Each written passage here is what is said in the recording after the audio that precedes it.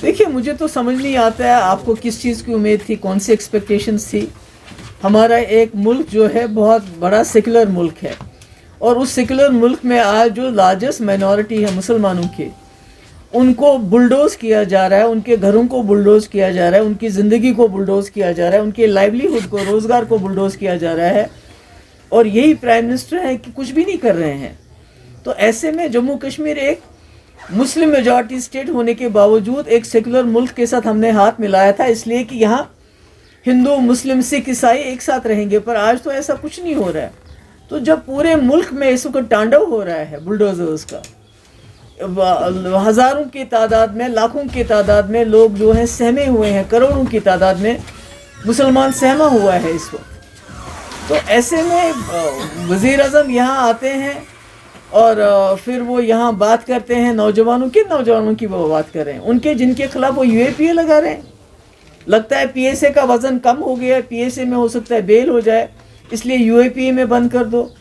کن نوجوانوں کے کون سا مستقبل کا تو انہوں نے بیڑا گرک کر دیا ہے. یہاں کی نوکریاں وہ باہر جا رہی ہیں, یہاں کے جو ہمارے منرلز ہیں, چاہے وہ آپ کا ماربل ہو, چاہے وہ آپ کی ریت باجری ہو, چاہے جموں کے شراب کی دکانیں ہوں, سب باہر کے ٹھیکیداروں کو دیے جا رہے ہیں.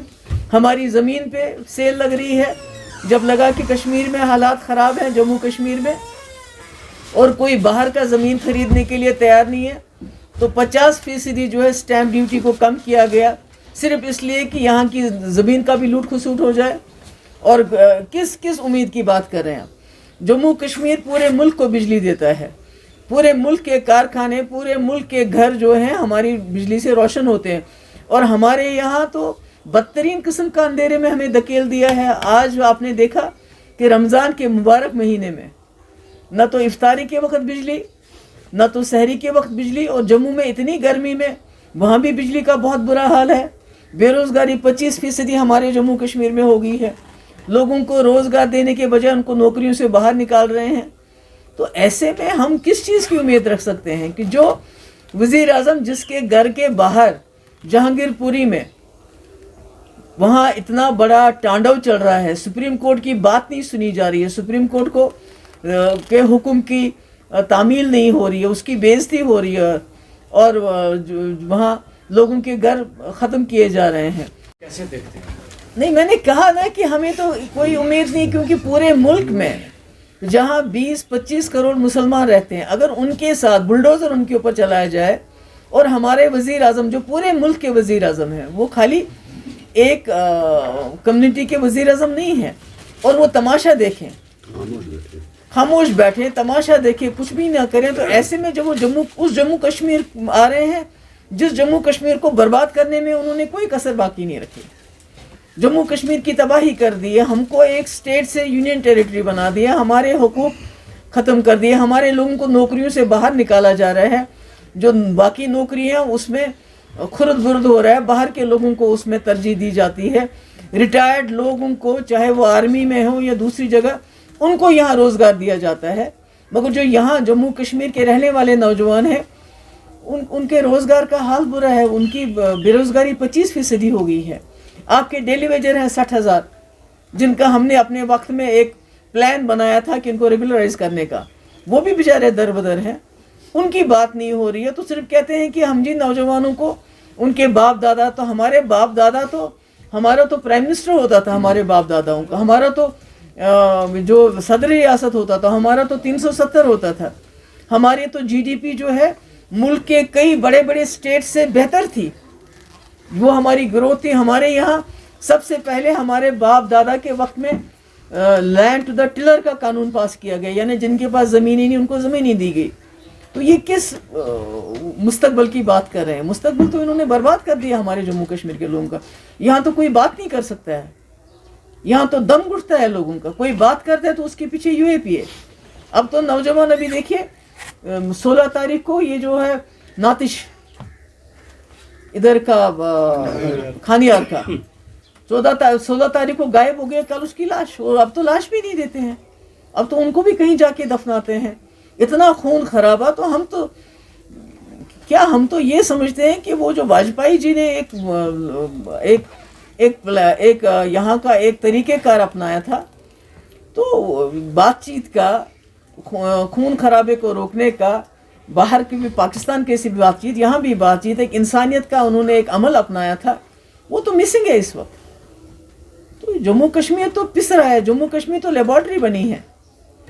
بلڈوزر تو یہاں کے سے ہی چلا جب یہاں کے آئین کو انہوں نے بلڈوز کیا، ہمارے جموں کشمیر کے آئین کو بلڈوز کیا، اس ملک کے آئین کو بلڈوز کیا، ڈیموکریسی کو بلڈوز کیا. ابھی دیکھیے کل ہمارے یہاں سے جو لوگ گئے تھے وہاں، وہ رات بھر وہ جو بیچارے بزرگ لوگ سڑکوں پہ سوئے تھے، اور رمضان کے مہینے میں نہ افطاری نہ سحری. تو یہ کس جمہوریت، کس پنچایت راج کی بات کرتے ہیں؟ اور جموں آگے کیا کیا؟ جو ڈاکٹر منموہن سنگھ کے پروجیکٹ ہیں انہی کا دوسری بار تیسری بار انوگریشن کرتے ہیں. تو یہ کیا تماشا ہے؟ الیکشن کے بارے میں کوئی ہمارے پاس خبر نہیں کہ ہوں گے نہیں ہوں گے، بیکاز جس طرح یہ جموں کشمیر کو چلا رہے ہیں ریموٹ کنٹرول سے، جس طرح یہ جموں کشمیر کی ہر چیز کو سیل پہ رکھ رہے ہیں، تو ہمیں تو ایسے میں کوئی الیکشن کا کوئی نیوز سنائی نہیں دے رہی ہے.